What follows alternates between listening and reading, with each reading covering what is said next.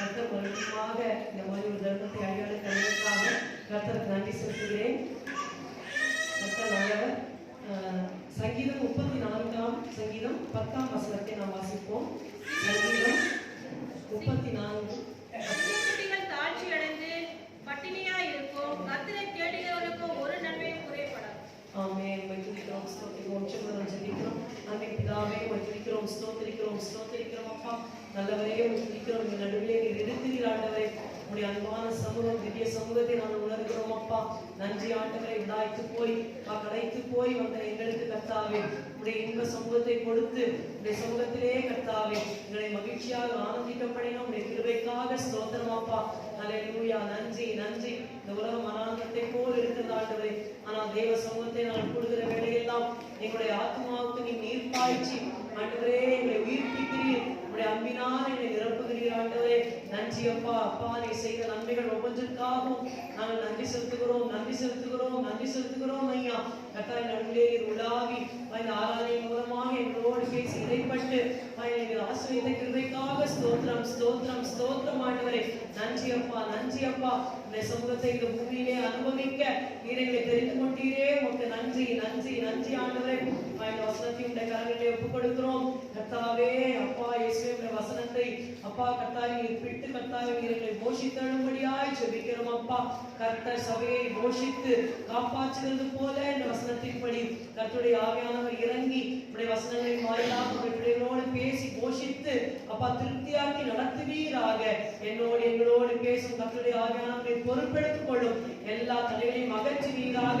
இயேசுவே, உன் ஆணைப்பாய்ந்த கரங்களுக்குள்ளாக எங்களை தாழ்த்தி ஒப்புக் கொடுக்கிறோம். கிருபைகளை சூழ்ந்து கொள்ளட்டும். இயேசுவின் நாமத்தில் பிதாவே. ஆமென். கர்த்தர் நல்லவர். சங்கீதம் 34:10 ஒரு பெரிய ஒரு வாக்கு தத்துவம் நமக்கு. சிங்கக்குட்டிகள் தாழ்ச்சி அடைந்து பட்டினியா இருக்கும், கர்த்தரை தேடுகிறவர்களுக்கோ ஒரு நன்மையும் குறைபடாது. I love this verse very much. ஏன்னா ஒரு நன்மை கூட குறைபடாது ஆண்டவர் சொல்றாரு. ஆனா கண்டிஷன் முன்னாடியே சொல்லிடுறாரு. நம்ம ஃப்ரீயா இருந்தா, நம்ம நாட்டுல எப்போதுமே சொல்லுவாங்க இந்தியன்ஸ்க்கு வந்து ஃப்ரீ அப்படின்னா டக்குன்னு போய் வாங்கிடுவாங்கன்னு சொல்லுவாங்க.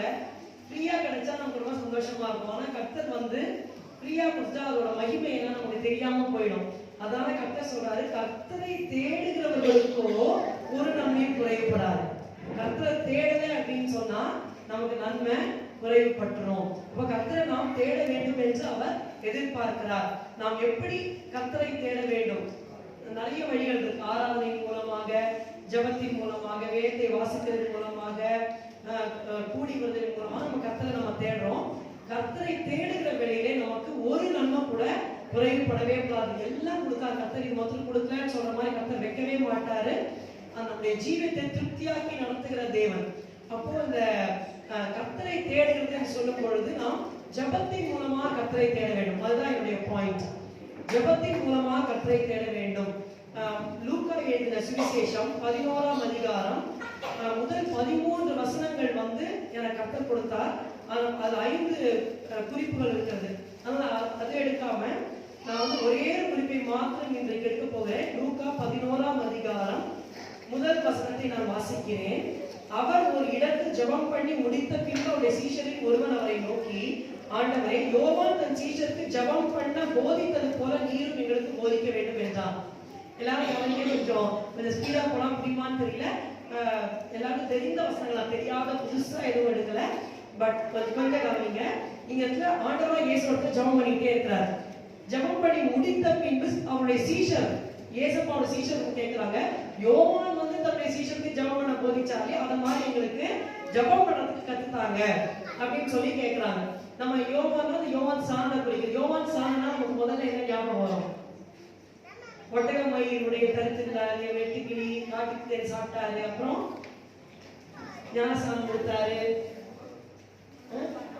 மனாந்தரத்துல இருந்தாரு,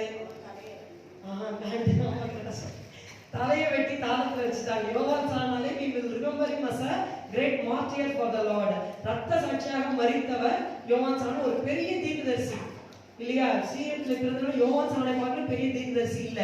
ஆனா அதெல்லாம் அந்த தீர்க்கதரிசி இவ்வளவு வல்லமை இதெல்லாம் அவங்க சொல்லல. அவங்க என்ன சொல்றாங்க? யோவான் தன்னுடைய சீஷருக்கு எப்படி ஜெபம் பண்றது கத்து கொடுத்தாங்க, அதை இங்க கத்துத்தாங்க. அப்போ யோவான் ஸ்நானனுடைய வாழ்க்கை வாழ்க்கையில ஜெபம் ரொம்ப முக்கியமாக காணப்பட்டது. அதான் இந்த சீஷர்கள் கவனிச்சிருந்தாங்க. ஏன்னா இந்த சீஷர்களுக்கு எல்லாமே தெரிஞ்சிருந்தது. அற்புதம் பண்ணோம், அடையாளம் பண்ணோம், பிசாசு துரத்தணும், அதெல்லாம் ஆண்டவர் வல்லமையை கொடுத்தாரு, எல்லாமே பண்ணிட்டாங்க. நீங்க லூக்கா 10 அதிகாரம் பாத்தீங்கன்னா பின்பு அந்த 70 பேரும் சந்தோஷத்தோட திரும்பி வந்து, ஆண்டவரே உங்களுடைய நாமத்தினாலே பிசாசுகள் எங்களுக்கு கீழ்ப்படுகிறது அப்படின்னு சொல்றாங்க. அப்ப பிசாசுலாம் துரத்தாங்க, வியாதியெல்லாம் சுகமாக்கிட்டாங்க. ஆனா என்ன பண்ண தெரியல, இங்க ஜெபம் பண்ண தெரியல. ஏசப்பா அங்க ஜெபம் பண்றாரு, அதை வேடிக்கை பார்த்துக்கிட்டே இருக்கிறாங்க. அப்புறம் வந்த உடனே எங்களுக்கு டீச்சர்ஸ் டு ப்ரே, எப்படி ஜெபம் பண்றது கத்துத்தாங்கன்னு கேட்கறாங்க. பாருங்க என்ன அழகா சீஷர்கள் இருந்தாங்கன்னு. இன்னைக்கு நம்ம எப்படி இருக்கோம் எனக்கு தெரியல, நமக்கு ஜெபிக்க தெரியுமான்னு எனக்கு தெரியல. எல்லாருக்கும் நல்லா ஜெபம் நல்லா பண்ண தெரியுமா? அல்லேலூயா. ஒரு சிஸ்டர் தான் தைரியமா அல்லேலூயா சொல்றாங்க. பாருங்க, ஜெபம் பண்ண தெரிஞ்சாலும் சில சமயம் ஜெபிக்க முடியாம போயிடுது. ஆனா கர்த்தர் சொல்றாரு, என்னை தேடுங்கிறார். ஜெபத்துல கர்த்தர் தேடணும். வாக்குத்தத்தம் நமக்கு என்னன்னா ஒரு நன்மையுமே நம்ம குறைவுபடாது. எந்த நேரத்துல எதை வேணுமோ எல்லாத்தையும் கொடுத்துருவாரு. ஆனா ஜெபம் பண்ணணும். அந்த ஜெபத்தை எப்படி பண்றது ஆண்டவர்கிட்ட நம்ம கேட்டு கத்துக்கணும். இந்த ஜெபம் சொல்லும் பொழுது ஜெபத்துக்கு முக்கியத்துவம் இருக்கு, அந்த பிரையாரிட்டி ஆஃப் பிரேயர். அடுத்து ஜெபத்துக்கு ஒரு பேட்டர்ன் சொல்றாரு. பரமண்டலங்களில் இருக்கிற என் பிதாவே சொல்லி ஒரு மாதிரியை காட்டுறாரு. அப்புறம் ஜெபத்துக்கு ஒரு நோக்கம் இருக்குது, பர்பஸ் இருக்கிறது. ஜெபத்துல தொடர்ந்தேச்சியா நம்ம ஜெபிக்கணும், ஜெபத்துக்குரிய வாக்குத்தத்தங்களை கிளைம் பண்ணணும். ஆனா இன்னைக்கு என்னுடைய குறிப்பு வந்து the purpose of prayer, எதற்காக நம்ம ஜெபிக்கணும். அது போறதுக்கு முன்னாடி யோவான் சானுடைய ஜெபத்தை பத்தி கொஞ்சம் நான் சொல்லிடுறேன். அந்த யோவான் சான் நல்லா ஜெபிச்சார். ஆனா அவருடைய பிரிவிலேஜஸ், சிலாக்கியங்கள் என்னென்ன அப்படின்னு பார்த்தா, அவர் பிறக்கும் போதுக்கு முன்னாடியே தேவன் வந்து சொல்லிட்டார். சரிங்களா? வந்து சகரியாட்ட வந்து சொல்றாரு, உனக்கு ஒரு ஆண் குழந்தை பிறக்கும், நீ வந்து யோவான்னு பேர் வைன்னு சொல்லி. he was a miracle baby. ரெண்டு பேருமே வயசாயிடுச்சு, சகரியாவுக்கும் எலிசபெத்துக்கும் வயது சென்று முதிர்ந்தவராயிட்டாங்க. ஆனா அற்புதத்தினால பிறந்தவர் தான் இந்த யோவான்.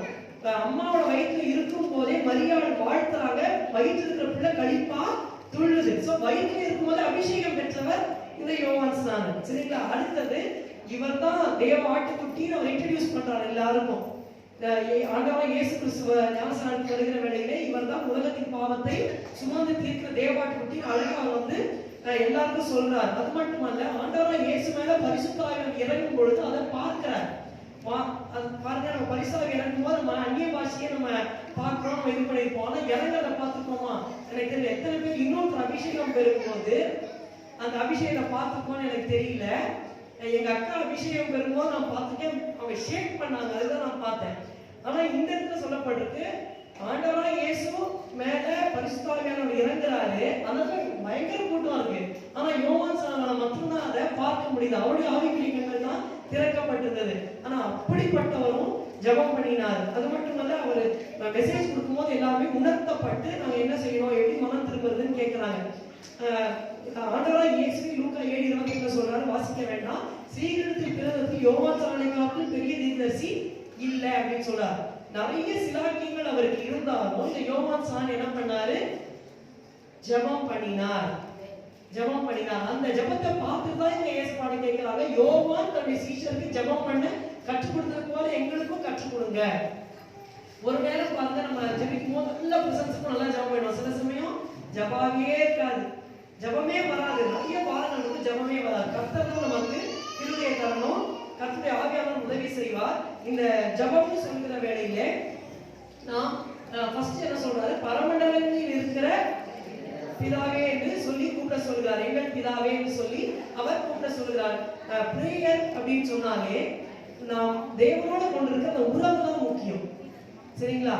அந்த உறவுனாலதான் அந்த ஜெபம். இப்போ நம்ம ரோட்ல போகும்போது நம்மகிட்ட பிச்சை கேட்பாங்க, அம்மா தயவு பிச்சை போட்டு கேட்பாங்க. அவங்களுக்கு நம்ம என்ன பண்ணுவோம், ₹1 ₹2 போடுவோம். ஆனா நம்ம பிள்ளை கேட்டா நம்ம என்ன பண்ணுவோம்னா பெஸ்டா வாங்கி தருவோம். சோ ரட்சிக்கப்படாதவங்க, இந்த உறவு தகப்பன்ற உறவு இல்லாதவங்க கேட்கும் போது ஏதோ ஒண்ணு கிடைக்கும் நிச்சயமா. ஆனா அந்த 100% நன்மைன்னு சொல்றது கிடைக்காது. ஆனா பரமபிதாவோடு நம்ம தகப்பன்ற அந்த உறவோடு நம்ம ஜெபிக்கும் பொழுது கர்த்தர் எல்லா நன்மைகளையும் நமக்கு நிச்சயமாக தருவார். உண்மையான ஜெபம் அப்படின்னு சொல்றது நாம தேவனோடு கொண்டிருக்கிற ஆவிக்குரிய அந்த உறவுல தான் இருக்கிறது. நாம் அப்பா பிதாவே என்று கூப்பிடப்படுகிற அந்த உறவு நமக்கு இருந்தாதான் நம்முடைய ஜெபத்தை ஆண்டவர் கேட்பார். It is not friendship. ஏதோ எனக்கு இயேசு தெரியுங்க, இயேசு தெரியுமா, தெரியும், அப்படி இல்லை. நான் அவரை தகப்பனாக ஏற்றுக்கொண்டிருக்கிறேன், அவருடைய தகப்பன், நான் அவருடைய மகன். அந்த உறவு நமக்கு நிச்சயமா இருந்தாதான் நாம் இந்த ஜபத்தை சரியாக ஏறெடுக்க முடியும். It is the sonship, it is not friendship. நாம் ஒரு முறை ஒரு அமெரிக்காவில் ஒரு பெரிய போதகர், நிறைய ஆயிரக்கணக்கான ஜனங்கள் அவர்கிட்ட சபையில் இருந்தாங்க. அவர் வேற ஒரு ஊர்ல ஊழியருக்கு போயிருந்தார். அப்போ அவருக்கு எப்பவுமே ஆத்ம பாரம் ஜாஸ்தி. ரோட்ல போகும்போது நெடுமாட் நடந்த சம்பவம், அவர் வந்துட்டு 2 யங் கேர்ள்ஸ் எதிர்த்தாப்புல வந்திருக்காங்க. அப்போ அவர் சொல்லியிருக்காரு, can I talk to you about Jesus Christ? இயேசு பத்தி உங்ககிட்ட சொல்லட்டுமா? அப்போ அந்த 2 பேரும் சொல்லுங்க அப்படின்னாங்க. இவருக்குள்ள ஒரு 15-20 மினிட்ஸ் எடுத்து ஆண்டவராக இயேசு எதற்காக இந்த பூமியில வந்தாரு, நம்முடைய பாவங்களுக்காக மரித்தார், எல்லாம் ரட்சிப்பு எல்லாம் சொன்னார். சொல்லி முடிச்சிட்டு நீங்க இயேசுவை ஏத்துக்கிறீங்களா அப்படின்னு கேட்டாரு. உடனே 2 பேரும் அப்படியே ஸ்மைல் பண்ணிட்டே இருந்தாங்க. அப்போ அந்த பாஸ்டர் சொன்னாரு, இஃப் யூ அக்செப்ட், நீங்க இயேசுவை ஏத்துக்கிறதா இருந்தா என்னுடைய ரைட் ஹேண்டை கொடுத்து ஷேக் பண்ணுங்க.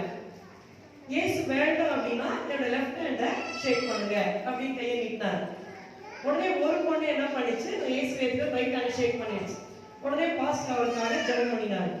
அடுத்தது இந்த பொண்ணு கிட்ட, நீ வந்து இயேசுவை ஏத்துக்கிறியாமா அப்படின்னு கேட்டா அந்த பொண்ணு இல்ல அப்படின்னா, சரி நீ ஏத்துக்கலன்னா ரைட் ஹேண்ட் ஷேக் பண்ணு, நான் லெஃப்ட் ஹேண்ட் ஷேக் பண்ணனா, ரைட் ஹேண்ட கொடுத்தா அந்த பொண்ணு இல்ல அப்படின்னா, சரி லெஃப்ட் ஹேண்ட் ஷேக் பண்ணு அப்படின்னா, இல்ல 2 கையும் பின்னாடி எடுத்து வச்சுட்டா. அதாவது இயேசுவை ஏத்துக்கிறேன் அப்படின்னு சொல்ல மாட்டீங்க, அப்புறம் சொல்றேன் அப்படிங்கிறா. அந்த மாதிரி ஒண்ணு கிடையவே கிடையாது. ஒண்ணு நம்ம ஏத்துக்கணும், இல்லைன்னா அவரை ரிஜெக்ட் பண்ணிடணும். எக்ஸாக்ட்லி, ரிஜெக்ட் பண்ணிடணும். ஒண்ணு அக்செப்ட் பண்ணணும், இல்லைன்னா ரிஜெக்ட் பண்ணணும். நடுவுல வந்து நான் அப்புறம் யோசிக்கிறேங்கிறது கிடையாது. அந்த பாஸ்டர் கிளியரா சொல்றாரு, நீங்க இயேசுவை ஏத்துக்கிட்டாதான் பரலோகம் போக முடியும், அப்படி நீங்க ஏத்துக்கல அப்படின்னா நரகத்துக்கு போகணும். அப்ப நல்லா தெரியுது, ரைட் ஹேண்ட்ல கொடுத்தா ஹெவன், லெஃப்ட் ஹேண்ட்ல கொடுத்தா ஹெல். இந்த பொண்ணுக்கு வந்து ரைட் ஹேண்டும் கொடுக்க மாட்டேங்குது, ரைட் ஹேண்ட் ஷேக் பண்ண மாட்டேங்குது. ஏன்னா இயேசுவை எடுத்தா பரிசுத்தமா வாழணுமே, லெஃப்ட் ஹேண்ட்ல எடுத்தா ஹெல்லுக்கு போகணுமே. ரெண்டுமே நான் அப்புறம் சொல்றேன், அப்புறம்ன்ற டைம் நமக்கு கிடையாது. ஆகவே நம்ம வந்து முதல்ல தீர்மானம் பண்ணிக்கணும், நான் இயேசுவை தான் பின்பற்ற போறேன்னா. நம்ம நிறைய பேர் ஆண்டவரை இயேசுவை ஏற்றுக்கொண்டு இருக்கிறோம். ஏற்றுக்கொண்டவர் நிச்சயப்படுத்திக்கணும், அவர் என்னுடைய தகப்பன், he is my heavenly father. அந்த நிச்சயம் இருந்தாதான் அப்புறம் நீங்க ஜெபிக்க முடியும். ஜெபத்துக்கு பதில் வரும், ஒரு நன்மை நமக்கு குறைவுபடாது. இப்ப ஜெபத்துடைய நோக்கம் என்ன, அதுதான் கூட நான் பேச போகிறேன். லூக்கா 11:2 பாருங்க, நடுவுல கடைசி 2 வாசிங்க. லூக்கா 11:2 வாசிங்க. அதற்கு அவர், நீங்கள் ஜெபம் பண்ணும்போது பரமண்டலத்தில் இருக்கிற எங்கள் பிதாவே, உம்முடைய நாமம் பரிசுத்தப்படுவதாக, உம்முடைய ராஜ்யம் வருவதாக, உம்முடைய சித்தம் பரமண்டலத்திலே செய்யப்படுகிறது போல பூமியிலும் செய்யப்படுவதாக. ஆமென். உம்முடைய சித்தம் பரமண்டலத்திலே செய்யப்படுகிறது போல பூமியிலேயும் செய்யப்படுவதாக. What is the purpose of our prayer? நம்முடைய ஜெபத்துடைய நோக்கம், ஒரு ஜெபம் பண்றோம்னா நோக்கம் என்னன்னா, தேவனுடைய சித்தம் பரலோகத்துல செய்யப்படுகிறது போல பூமியில செய்யப்படணும், என்னுடைய வாழ்க்கையில செய்யப்படணும். It is not to get man's will done in heaven, but it is to get God's will done in this earth. என்னுடைய சித்தம் அவர் செய்யணும்ன்றதுக்காக நம்ம ஜெபம் பண்ணல, அவருடைய சித்தம் இந்த பூமியில செய்யப்படணும்ன்றதுக்காக நம்ம ஜெபம் பண்ணணும். நம்ம ஜெபம் நினைப்போம், ஏதாவது கேட்டு வாங்கிடணும். நான் ரட்சிக்கப்பட்ட உடனே எங்க அக்காட்ட கேட்டேன், நான் வந்து ஒரு காரியத்துக்கு ஜெபம் பண்றேன், அது வந்து இப்போ எடுத்தீங்கன்னா இப்போ மார்ச் 31 தான் கிடைக்கும் அப்படின்னா, நான் ஜெபம் பண்ணா அது வந்து மார்ச் 1 கிடைச்சிடணும்.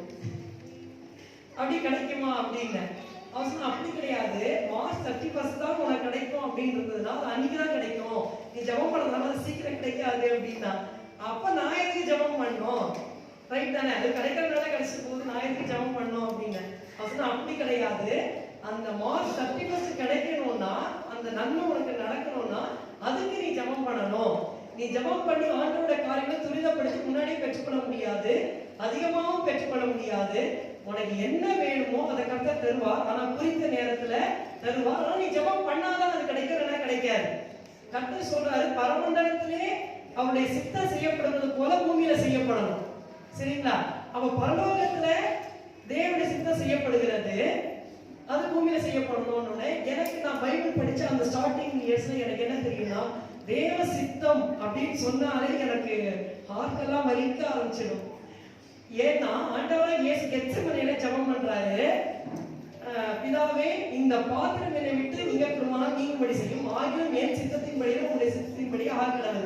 அவருடைய சித்தத்துக்கு ஒப்பு கொடுக்கிறாரு. அந்த மரணத்தின் பாதை வழியா அவர் போக வேண்டியிருக்கு. அப்போ எனக்கு என்ன தெரியுமா, தேவ சித்தம்னாலே கஷ்டம்தான், பாடுதான், கண்ணீர் தான், இருக்கிறதும் போயிடும் அப்படின்னு. தேவ சித்தம்னாலே ஐ had a very wrong idea. ஆனா கர்த்தர் பாருங்க, பரலோகத்துல பாருங்க தேவ சித்தம் நடக்குது. பரலோகத்துல எப்படி இருக்கு? அங்க எல்லாரும் அழுதுனே இருக்காங்களா? சந்தோஷமா இருக்கிறாங்க. எப்போதும் கர்த்தரை துதிக்கிறாங்க. அங்க வியாதி இருக்கா? ஹெவன்ல வியாதி இருக்கா? இல்ல. எல்லாம் சம்பூர்ணமா இருக்கு. ஒரு தேவை இருக்கா? இல்ல. அந்த ஏஞ்சல்ஸ் எல்லாம் இருக்காங்க. சொந்த வீடு இல்லாம அங்கேயும் அலைகிறாங்க கஷ்டப்பட்டு? இல்ல. சந்தோஷமா இருக்காங்க. ஒரு வியாதி இல்ல, ஒரு பிரச்சனை இல்ல, தண்ணி பிரச்சனை இல்ல, எல்லாமே திருப்தியா சம்பூர்ணமா இருக்காங்க, மகிழ்ச்சியா இருக்காங்க. ஆனால் அந்த சித்தம் இங்க நம்ம எப்படி இருப்போம்? நம்மளும் சந்தோஷமா மகிழ்ச்சியா திருப்தியா இருக்கும். சோ அதுதான் ரெவலேஷன். பரலோகத்துல அந்த சித்தம் அப்படியே செய்யப்படுது. அதனால எல்லாமே திருப்தியா பூரணமா இருக்கு. அங்க என்ன பிதா சொல்றாரோ அது அப்படியே அந்த தூதர்கள் செஞ்சிருவாங்க. எதுக்கு பேசவே மாட்டாங்க.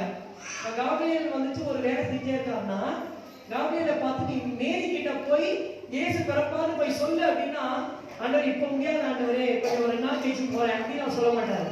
சொன்ன உடனே அங்கே கட்டளை வந்த உடனே ஒரு பூமிக்கு வந்து உடனே சொல்லிடுவார். அதனாலதான் அந்த பரலோகமா இருக்கு. நம்ம தான் என்ன பண்றோம்? நம்ம கேட்க மாட்டோம். சொன்ன பேசி நம்ம கேட்க மாட்டோம். அதனாலதான் நமக்கு கஷ்டங்கள் நிறைய வருது. நம்ம சொல்லும் போதே உங்களுக்கு புரியும். நம்ம எதுலையுமே சொன்ன பேரை சரியா செய்ய மாட்டோம். கொஞ்சம் லேட்டா செய்வோம். அதனால நம்முடைய ஆசீர்வாதம் தாமதம் ஆகுது. அதை நம்ம செட்டில் பண்ணணும். அப்ப கர்த்தரை கேட்கணும், ஆண்டவரே என்னுடைய வாழ்க்கையில உங்க சித்தம் மட்டும்தான் நடக்கணும் அப்படின்னு கேட்கணும். என்னுடைய வாழ்க்கையில பாருங்க, ஃபர்ஸ்ட் இத சித்தம்னாலே ரொம்ப ராங்கா வச்சிருந்தேன்.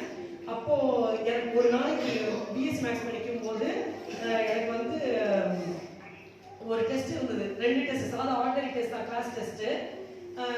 ஃபர்ஸ்ட் இயர் செகண்ட் இயர் நினைக்கிறேன். அப்போ வந்து 2 டெஸ்ட் இருந்தது. அப்போ நான் வந்து எங்க அக்கா சொன்னேன், 2மே நான் படிக்கல. உடனே எங்க 3வது அக்கால சொன்னேன், சார் எப்படியாவது 2 டெஸ்ட்டும் கேன்சல் ஆகிடும், ஜெபம் பண்ணு. உடனே சொன்னா, கர்த்தருடைய சித்தமாக கடவுது அப்படின்னா. நான் உடனே என்ன பண்ணேன், என் தலையில அடிச்சுக்கிட்டேன். லிட்டரலா எழுத்தின்படியே என் தலையில அடிச்சுக்கிட்டேன். ஐயோ, கர்த்தருடைய சித்தம்னு சொல்லிட்டே போச்சு, டெஸ்ட் வச்சு நான் அவமானப்பட்டு எல்லாம் போகுது. உடனே சரி சொல்லிட்டாலே, ஆனா கர்த்தருடைய சித்தம் தான் நடக்கணும்ன்ற சத்தியம் எனக்கு தெரியும். ஆனா அது நினைச்சாலே எனக்கு பிடிக்காது. ஜெபம் பண்ணுவேன், ஆனா பிடிக்காது. சரி காலேஜ் போனேன். ரெண்டுமே வந்து second period, third period, continues periods வேற. So first period, second period வந்தாங்க மேம். வந்தோட take papers and start writing அப்படின்னாங்க. நான் வந்து கிறிஸ்டியன், அந்த கிளாஸ்லேயே நான் 1-2 பேர் தான். ஸோ அப்படியே நின்றுட்டேன். மற்ற கேர்ள்ஸ் எல்லாரும் சேர்ந்து மேம் அப்படின்னு சொன்னது போட்டு எல்லாரும் சேர்ந்து கெஞ்சி கூத்தாடி கேட்டோட மேம் சொன்னாங்க, okay start reading, after you have class you can write then அப்படின்ட்டாங்க. ஸோ இப்போ உட்காந்து படிங்க, மத்தியானம் உட்காந்து எழுதுறதுனால ரொம்ப சந்தோஷமா போச்சு. நாங்கள் படிச்சிட்டோம். இப்போ மத்தியானம் தேர்ட் பீரியட் ஒரு டெஸ்ட் இருந்தது. அதுவும் பெரிய தீரம் தான், படிக்கவே முடியாது. உடனே ஆண்டவரே மனசுல ஒரே பாதி ஜபம் வந்துருச்சா, கர்த்தருடைய சித்தம் வந்து கொஞ்சம் போஸ்ட் பண்ண ஆயிடுச்சு. அப்புறம் ஆண்டவரே நினைச்சிட்டே இருந்தேன். தேர்ட் பீரியட் மேம் வந்தாங்க. வந்தோடனே மேம் திருப்பி நீங்க எழுதுங்க அப்படின்னாங்க. உடனே பிள்ளைங்க எல்லாம் சேர்ந்து மேம் அப்படின்னு கத்தி இது பண்ண உடனே okay you can right tomorrow அப்படின்ட்டாங்க. நாளைக்கு எழுதுட்டாங்க. ஸோ கர்த்தர் வந்துட்டு அந்த கர்த்தருடைய சித்தம் வாங்கிறது எனக்கு ஒரு வே ஆஃப் எஸ்கேப் கொடுத்து எனக்கு தப்பிச்சிட்டாரு. சரிங்களா? அதே மாதிரி எல்லாத்துக்கும் பிள்ளைங்க அப்ளை பண்ணிடாதீங்க. எக்ஸாம்லாம் போஸ்ட் வேணும், கொரோனா வந்து எல்லாம் டென்த் வேண்டாம் இது வேண்டாம். See what I am saying is, அதாவது கர்த்தர் சித்தம்னாலே நான் என்ன நினைச்சேன்னா ஈவில் தான், கெட்டதுதான் நடக்கும், இருக்கிறதும் போயிடும், நல்லது வராது. இது வந்து என்னுடைய இயர்லி மைண்ட் செட். அப்புறம் ரொம்ப கஷ்டப்படுவேன். கர்த்தருடைய சித்தம் நான் ஒப்பு கொடுக்கறதுக்கு நான் வந்து கஷ்டப்பட்டு தான் நான் வந்து பண்ணினேன். ஆனா போக தான் அது எனக்கு வந்து நன்மைன்னு தெரிஞ்சது.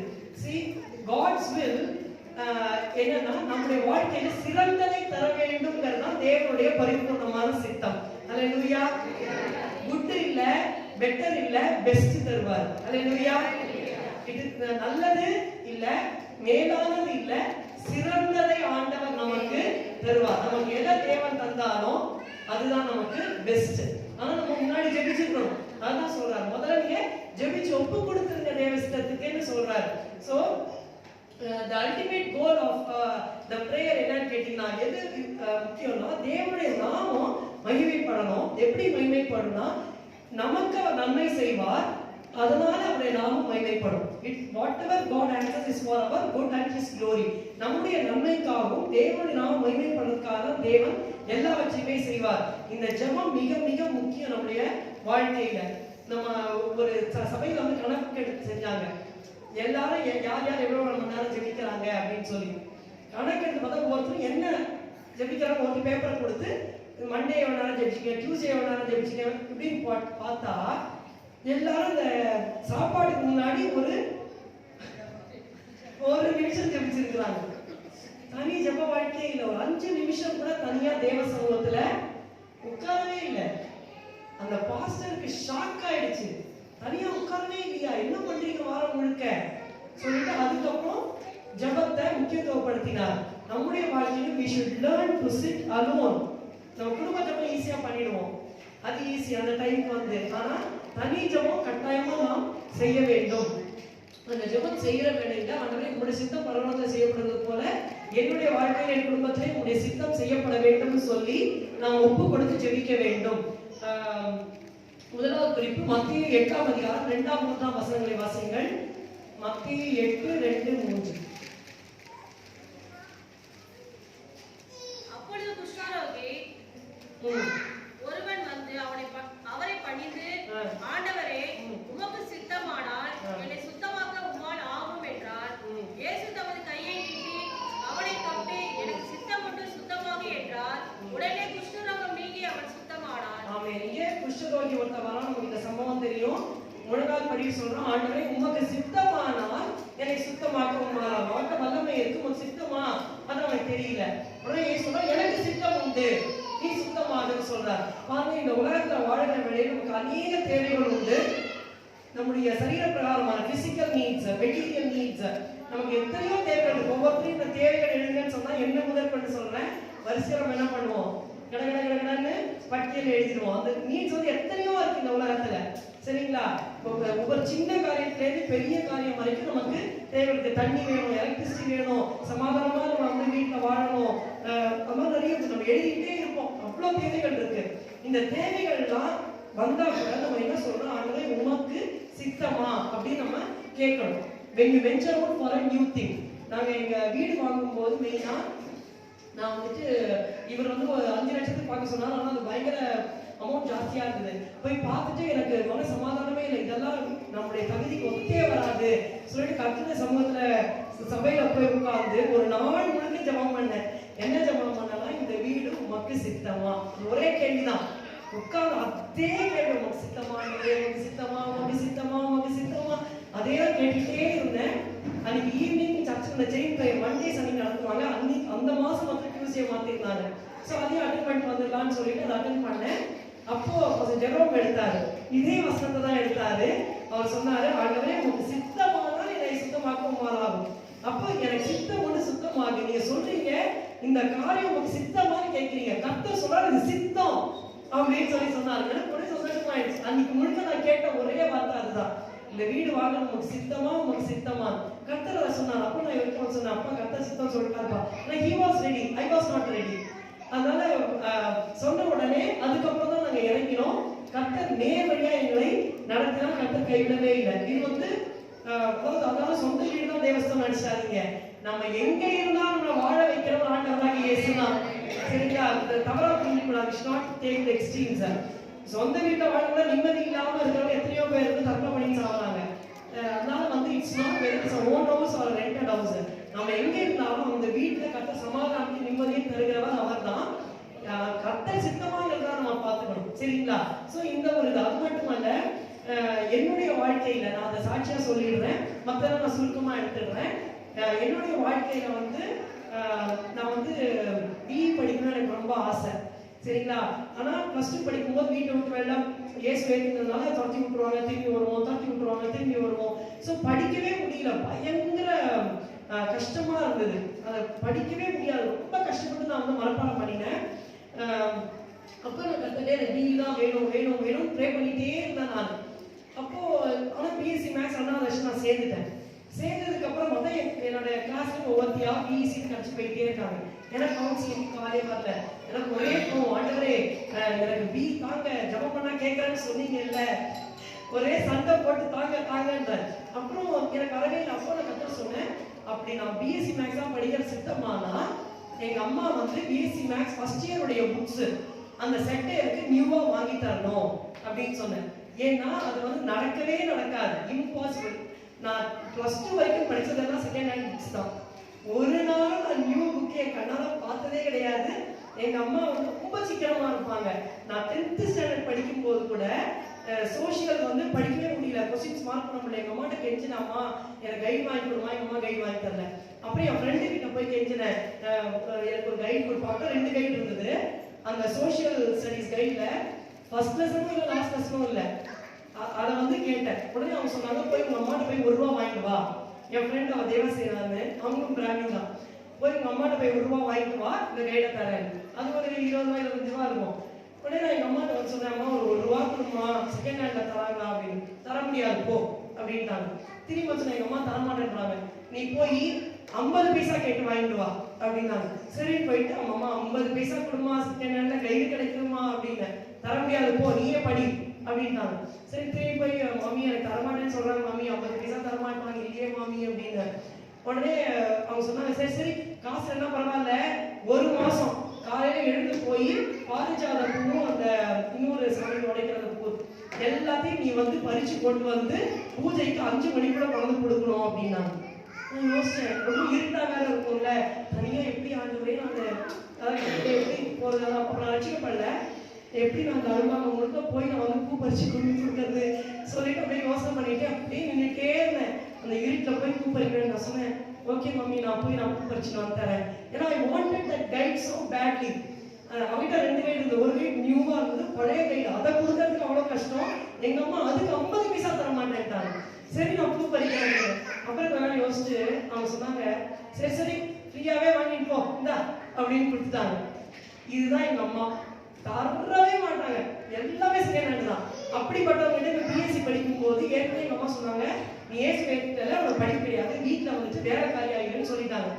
உடனே எங்க 3வது அக்கா தான் சொன்னா, எப்படியோ அவன் வந்துட்டு இது பண்றோமா, தயவு செய்து அவனை படிக்க அவன் ரொம்ப கெஞ்சினா தலையெழுத்தே இந்த பிஎஸ்சி மேக்ஸ் சேர்த்து விட்டாங்க. என்ன அவன் படிக்கிறதுல இஷ்டம் இல்லை, வீட்டுல வேற காரியா வைக்கணுங்கிறது எங்க அம்மா முடிவு பண்ணிட்டாங்க. பட் பிகாஸ் எங்க அக்கா கெஞ்சதுனால சேர்த்து விட்டாங்க. இப்ப சேர்த்து விட்டோம்னா புது புக்ஸ் வாங்கி தருவாங்களா, எங்க எதிர்க்கு அவங்க, அதாவது எவ்வளவு தூரம் எங்களை நேசிச்சாங்களோ அவ்வளவு தூரம் எங்களை வெறுத்தாங்க. இப்ப புது புக்ஸ் நிச்சயம் கிடைக்காது. அதனாலதான் அந்த கண்டிஷன் போட்டேன். நான் பிஎஸ்சி மேக்ஸ் தான் படிக்கணும்னா எனக்கு first year books full set நியூவா வேணும் அப்படின்னு கேட்டேன். வீட்டுல வந்து எங்க அம்மாட்ட அது எல்லாத்தையும் எழுதிட்டு வச்சுட்டேன். நேமோட அந்த ஆத்தர் எல்லாத்தையும் எழுதி வச்சுட்டு எங்க அம்மா வீட்டுக்கு வந்தாங்க. அதோட அம்மா இந்த புக்ஸ் எல்லாம் வந்து நியூவா வேணுமா இருக்கு அப்படின்னு சொல்லிட்டு 4 மணிக்கு நான் பாட்டு பாட போயிட்டேன், மொட்டை மாடி போயிட்டேன். எனக்கு வந்து பார்க்குற 6 o'clock நீங்க நம்பவே மாட்டீங்க, என்னோட டேபிள்ல அந்த ஃபுல் செட் ஆஃப் புக்ஸ் உட்கார்ந்து, new books, first year maths books. I was shocked. எங்க அம்மா வேலையை அப்பதான் வீட்டுக்கு வராங்க. எனக்காக என்னமா பண்ணான்னு கேட்டேன். நீ சொன்னி நீ புக்ஸ் வேணும்னு போய் 5 கடையில போய் வாங்கிட்டு வந்துடுறாங்க. திரும்பி 1 கிலோமீட்டர் நடக்கணுங்க பஸ் ஸ்டாண்டுக்கு. அவ்வளோ தூரம் நடந்து போய் பஸ்ஸை பிடிச்சி போய் 5 கடையில வாங்கி திரும்பி வந்து 6 மணிக்கு உட்கார்ந்து இருக்கு அந்த புக்ஸ். அங்க இடி விழுது என் தலையில. ஐயோ பிஎஸ்சி மேக்ஸ் தான் தேவசித்தமானு. சரி என்ன பண்றது, தேவ சித்தம்னு தெரிஞ்சு போச்சு இல்லையா, சரி படிச்சேன். அடுத்தது எம்சிஏ தான் படிப்பேன்னு எல்லா இதெல்லாம் எழுதினேன் என்ட்ரன்ஸ் எக்ஸாம்லாம்.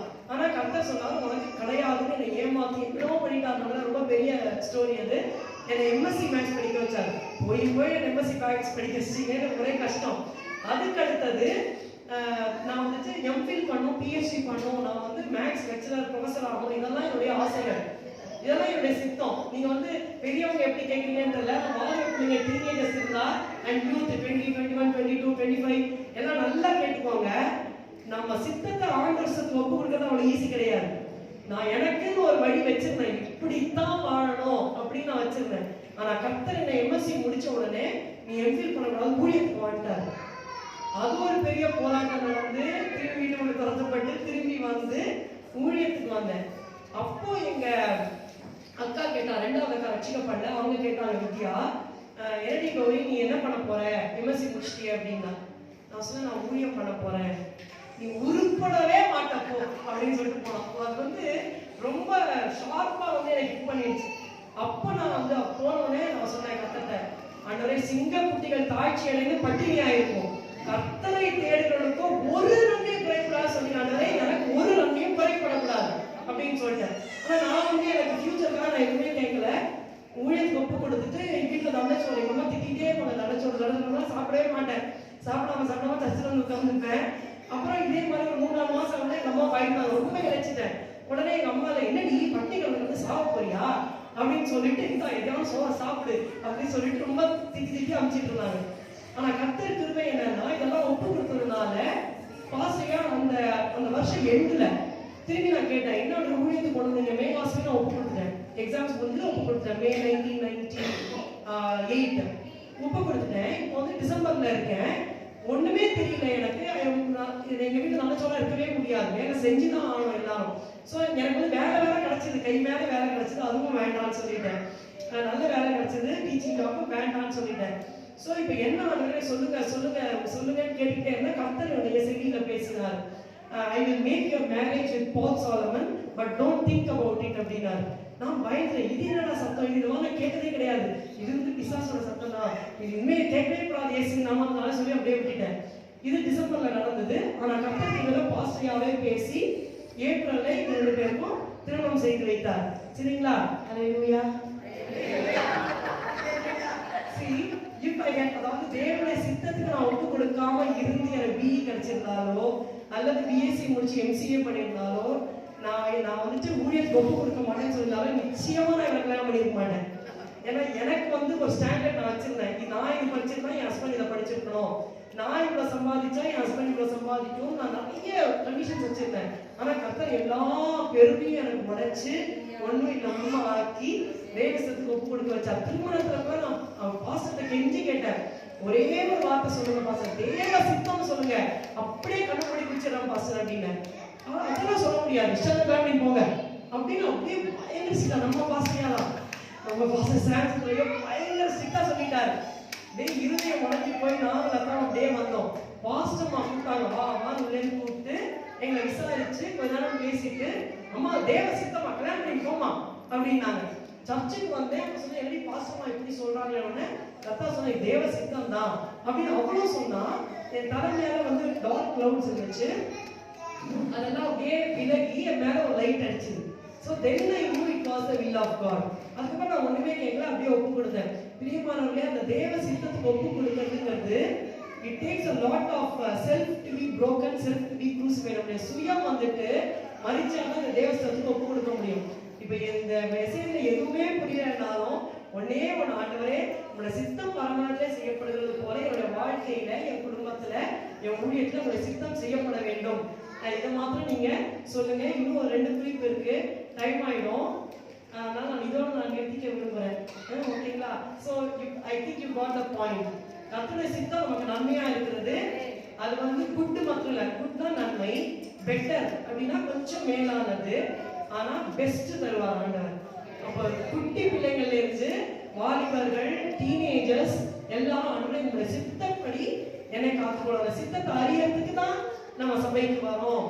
தேவ சமூகத்துக்கு வர வர வர வர கர்த்தர் நம்ம சித்தத்துக்குள்ள நம்மளை வச்சுப்பாரு. நம்ம ஆராதனைக்கு டைமுக்கு வரணும். பாட்டுல தான் ஆண்டவர் பேசுவார். நீ செய்தியை பார்த்து நிறைய பேர் வரீங்க லேட்டா, பாட்டிலேயே ஆசீர்வாதம் போய்கிட்டே இருக்கு. ஸ்டார்டிங்லயே கர்த்தர் பேசுவார். உங்களுக்காக கர்த்தர் சமந்தத்திலே உட்கார்ந்துட்டு இருக்காரு. நாங்க டைம் எடுக்கிறோமோ இல்லையோ 7:30 மணிக்கு ஆண்டவர் வந்து யார் யார் என்ன டைம் வரீங்கன்னு எடுக்கிறாரு.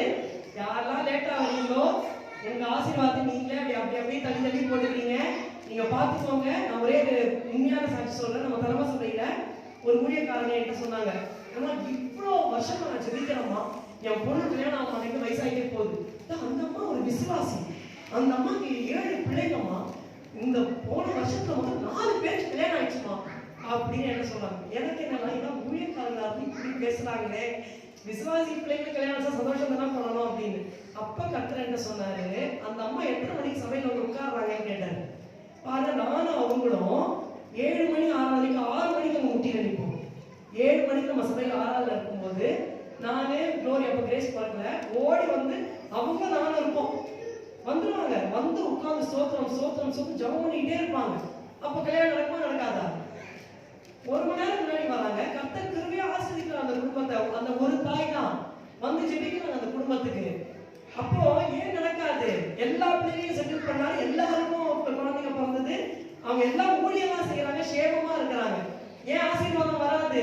கர்த்தரை தேடுகிறவர்களுக்கோ ஒரு நன்மையும் குறையப்படாது.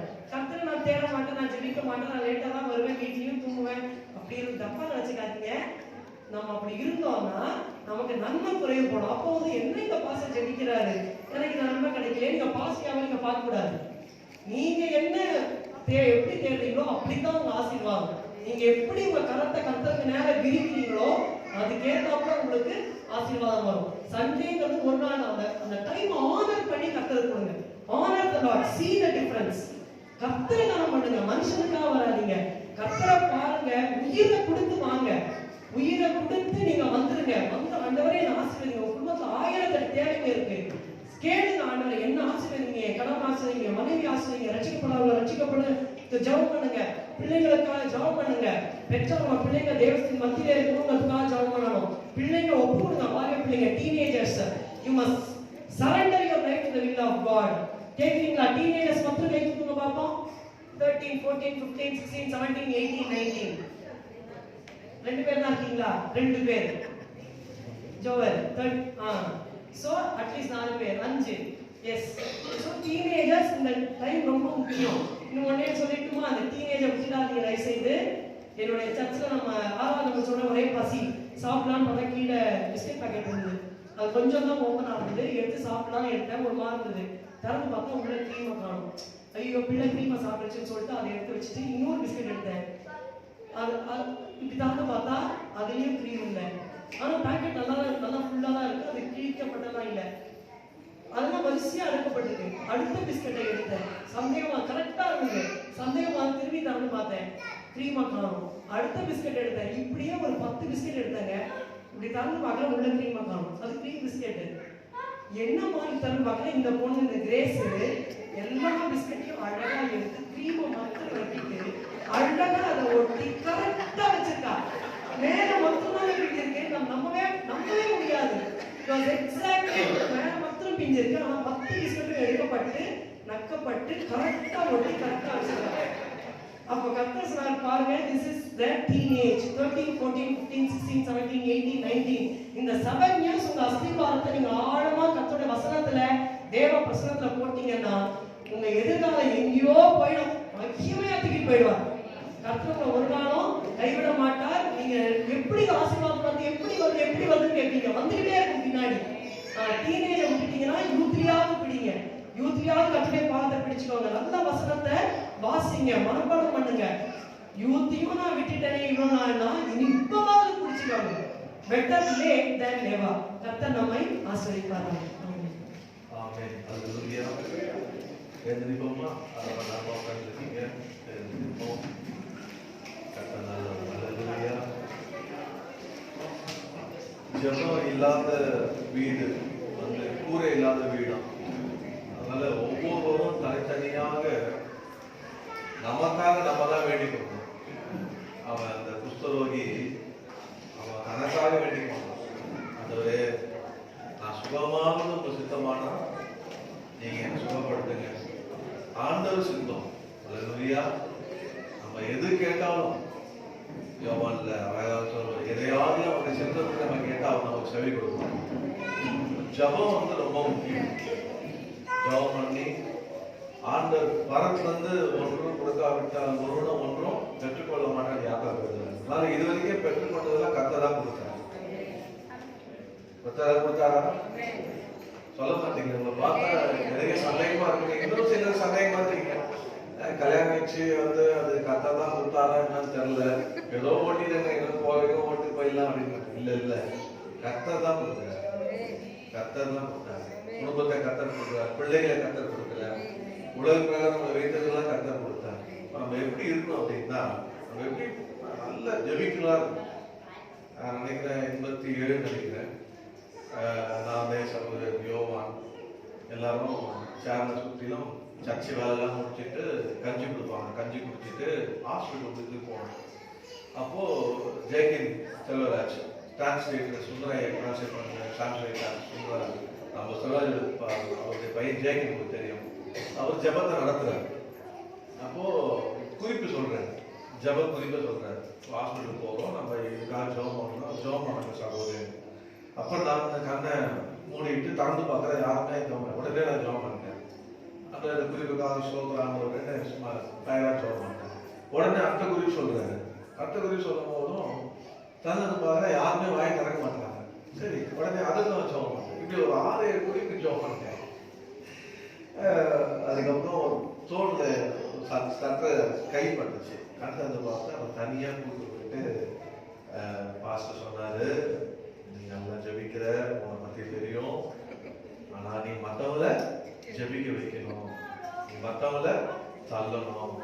கர்த்தர் ஒன்று கிருபை கொடுத்துருக்காரு. நீ அப்படி தள்ள மற்றவங்களை ஜபிக்க நீ பண்ணணும்னா உனக்கு கிருபை கூடிட்டே போவோம். இது எல்லாத்தையும் அப்ளை ஆகும். நீ கொடுக்க நீ மற்றவங்களை உபயோகப்படுத்த மற்றவங்களை நிறுத்த நீ எந்த அளவுக்கு செய்யோ அந்த அளவுக்கு உன்னை கர்த்தரை உயர்த்திட்டே போவார் அப்படின்னாங்க. அன்னைக்கு பிடிச்சாங்க. அதுல இருந்து ஜெபம் பண்ணு அப்படின்னு. ஊழியத்தில் போனோட பாட வரணும்னா பாடிதான் ஆகணும், பேசிதான் ஆகணும். நீ பேசி ஜெபம் பண்ண அடுத்து நீதான் பேச பார்க்க சொல்லி எல்லாரும் சொல்றேன். எல்லாம் ஓடிடலாம், கையில மைக் விட்டு ஓடிடலாம், மைக் விட்டு போயிடுவாங்க, யாரும் நிற்க மாட்டோம், தனியே விட்டுடுவோம். அதுக்கப்புறம் பேசுவாங்க. மழங்காலே நிற்க முடியாது. மழங்கால நின்றுதான் ½ நில்லு முதல்ல. இன்னைக்கு ½ நிற்க சொன்ன பாஸ்ட் கூட இந்த ஊழியர்கள் இன்னைக்கு 2.5 மணி நேரம் 3 மணி நேரம் முடிச்சு நிற்கிறாங்க. இப்போ நீங்க நம்மளாம் எப்படி இருக்கணும் அப்படின்னா ஜெபிக்க. என்ன ஜெபித்த என்ன பலனை பார்க்காதீங்க, ஜெபிங்க, கர்த்தரை தேடுங்க, தானா பலன். எனக்கெல்லாம் தெரியவே தெரியாது இந்த அளவுக்கு என்ன கர்த்தரை என்ன அவசியம் கொண்டு என்ன ஒன்னு படிக்காத இல்லை. கர்த்தர் வெள்ளக்காரனோடத்துல உட்கார்ந்து 5 வருஷம் அமெரிக்கால சாஃப்ட்வேர் இன்ஜினியரா ஆவனே எனக்கு கனவை விட காது. இப்போ நினைச்சா கூட எல்லாம் கனவா இருக்கும். என் தங்கச்சி நினைச்சிக்க மாட்டா, எங்க அம்மாவே நினைச்சிக்க மாட்டாங்க. எங்க அம்மா உட்காந்துருக்க, என் பையன் இன்ஜினியர் ஆகுமா, இவங்க குடும்பத்திலே முதல்ல அமெரிக்காவுக்கு போன மாப்பிள்ள நான் தான். இல்லையா? அந்த அளவுக்கு கர்த்தர் உயர்த்த காரணம் என்னன்னா ஜெபம். ஆராதனைக்கு லேட்டாவே வர மாட்டேன். அந்த ஆராதனை 7 மணி அப்படின்னா காலையில 6:30 மணி ½ ஸ்தோத்திரம். வருஷத்துல முழங்கால் படிட்டு ஸ்தோத்திரம் ஸ்தோத்திரம் ஸ்தோத்திரம் ஸ்தோத்திரம் ஸ்தோத்திரம் பண்ணியே அப்படியே ஜபத்தூத்து அப்படியே நான் கற்றுக்கணும். அப்படிதான் நான் ஆசீர்வதிக்கப்பட்டேன். எப்படா சண்டே வரணும் ஓடி இருக்கும். கர்த்தரை தேடு, கர்த்தர் ஆசீர்வதித்தார். அல்லேலூயா. இன்னைக்கு ஆண்டவர் நம்ம ஒவ்வொருவரோடு பேசியிருக்காரு. நம்மளுடைய ஜப வாழ்க்கையை புதுப்பி. சிலர் நான் கூட யோசிப்பேன், எப்போ பிறந்தோம் அப்படின்னா சிலர் நான் 3:52க்கு இஎஸ்சி ஹாஸ்பிட்டலில் பிறந்தேன். என்னுடைய பர்த் சர்டிஃபிகேட் நான் ரசிக்கப்பட்டு ஆண்டவர் 3:50க்கு 4 மணிக்கு ஜெபிக்க சொன்னார். ஸோ ஒருவேளை அது கூட காலையில் இந்த உலகத்துக்கு அமிச்ச நேரமா நம்ம ஜப நேரமா இருந்தேன். ஒரு சில மதியானம் 15 படிக்க காலையில தேடுங்க, அதிகாலையில தேடுங்க. குறைஞ்சபட்சம் 5 மணிக்காவது நீ கர்த்தர் சமூகத்தை தேடி பாருங்க, ஜெபித்து பாருங்க, கர்த்தருடைய ஆசீர்வாதம். ஹல்லேலூயா. ஜெபம் பண்ணி முடிப்போமா? கர்த்தர் நல்லவர். ஹல்லேலூயா. ஸ்தோத்திரம் ஸ்தோத்திரம். கடைசியா அந்த ஒரே கோரஸ் பாடுமா, துதி கன மகிமை எல்லாம் உமக்கே, எல்லாம் உமக்கே.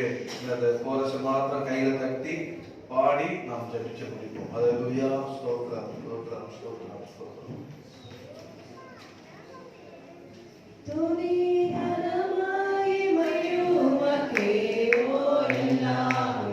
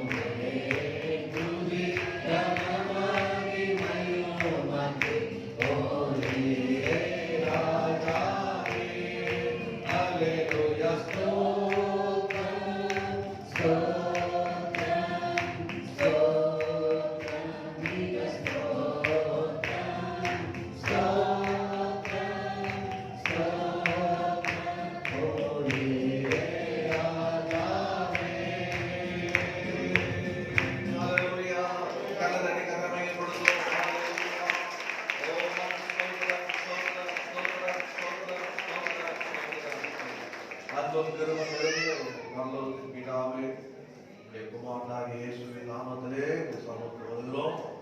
கால ஆராதனை தொடங்கி மட்டமா நீர் மக்களை ஆசீர்வாத கிருபைக்கான ஸ்தோத்திரம். நாங்கள் கூட கர்த்தாவே வந்த ஒவ்வொரு பிள்ளைகளும் கர்த்தர் தொட்டு ஆசீர்வதிக்கப்படியாக அறிய ஜெபிக்கிறேன். இந்த கடன் போதே அவர் மேல் வைக்கப்படுவதாக.